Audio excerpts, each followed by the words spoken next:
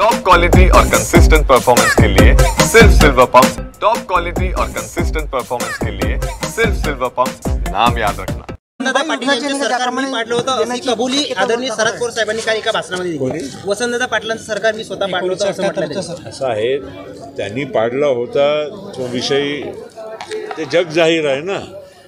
जेव्हा 78 मध्ये मोठे साहेब पवारसाहेब जेव्हा मुख्यमंत्री झाले तर ते काय त्यावेळीची घटना जे क्रम होता ते सगळ्यांच्या समोरच आहे। नाशिकचा तिढा सुटला नाही सरकार होती तेव्हा अण्णा हजारे आंदोलन करत होते, त्यांना डिवचणारे बॅनर पुण्यात लागले आहेत।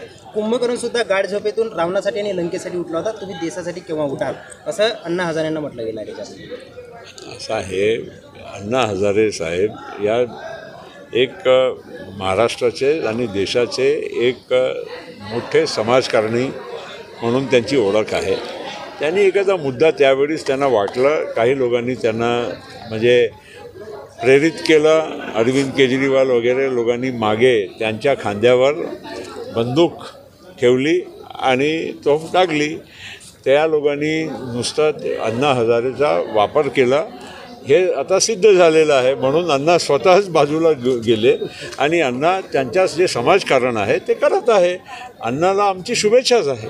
राहुल गांधींनी वोट चोरीचा आरोप केला, त्याच्यानंतर आज त्यांनी वोट अधिकार यात्रा अशी यात्रा सुटली आहे बिहारमध्ये।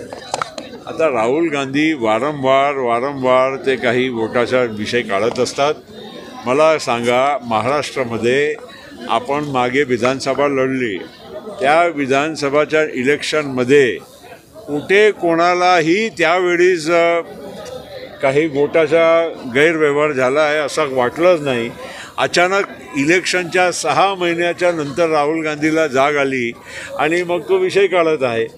महाराष्ट्रामध्ये एकही पक्षांनी इलेक्शनच्या काळात तक्रार केली नाही की आमच्याकडे मतं काही जास्त वाढले आहेत की आम्हाला जे मतदार होते ज्यांना अधिकार पाहिजेत होता त्यांना वंचित करण्यात आलं, असं कुठेही आम्हाला जाणवलं नाही। आणि अचानक 6 महिन्यानंतर महाराष्ट्रामध्ये खूप मोठा वोटाचा घोटाळा झाला, अशा ज्या पद्धतीनं जे प्रचार करण्यात येत आहे अत्यंत चुकीचं आहे।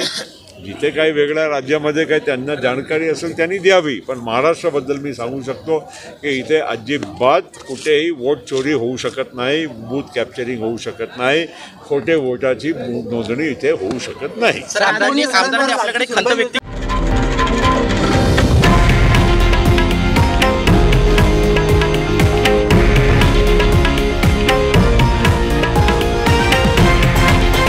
हे आहे देशातील नंबर 1 न्यूज नेटवर्क आणि आपण पाहत आहात TV9 मराठी, एकमेव।